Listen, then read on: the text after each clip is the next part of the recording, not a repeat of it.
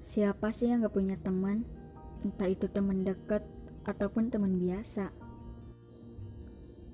Dalam sebuah pertemanan, pasti ada rasa suka, duka, maupun bahagia.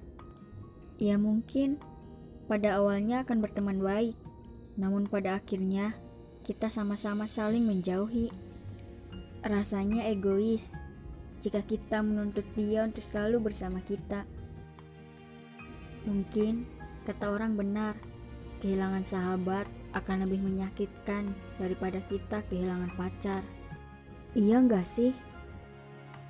Di cerita sebelum tidur episode pertama ini, saya bakal bawain, ya mungkin dalam masa pandemi kayak gini, di antara kalian ada yang komunikasinya putus atau jarang komunikasi sama temennya, ataupun kehilangan temennya. Jadi, kali ini saya akan membawakan topik dengan judul Kisah Pertemanan yang Hampir Usai.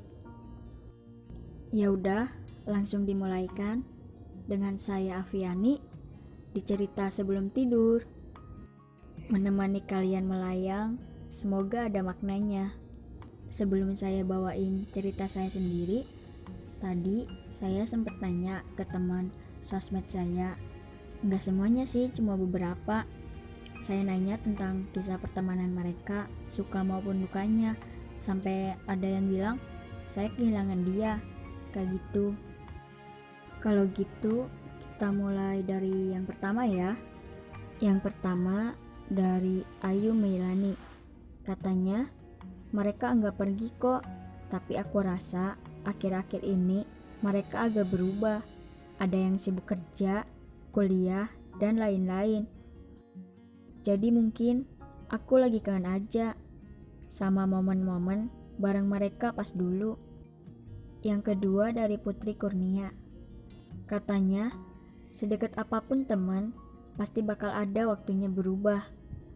Entah itu berubah karena ngejar karir, kerja, ataupun yang lainnya. Kita harus memaklumi kalau misalkan teman tiba-tiba ngejauh, ya mungkin sudah jalannya. Kan kita tidak bisa memaksakan. Kalau emang aku teman, mau kondisinya seperti apapun, pasti ngaku kejadian temennya. Susah senang dialami. Yang ketiga dari Anggi Kusniawati. Jadi Anggi ini punya teman dekat.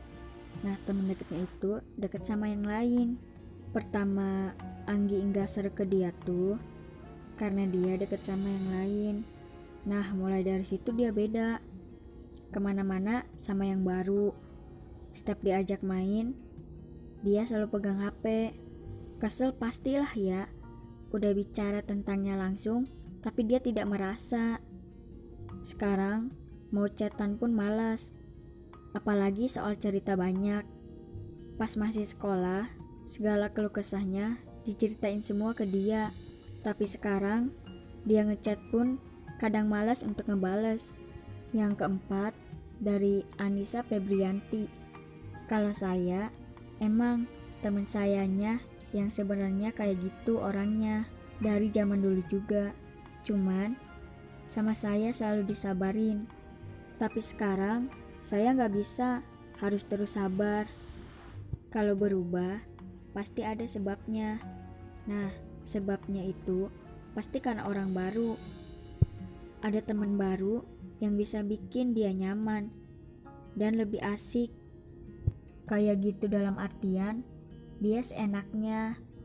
Terus dia lebih baik ke laki-laki, ke teman yang lain. Padahal kan dia kemana-mana selalu sama saya. Saya temennya.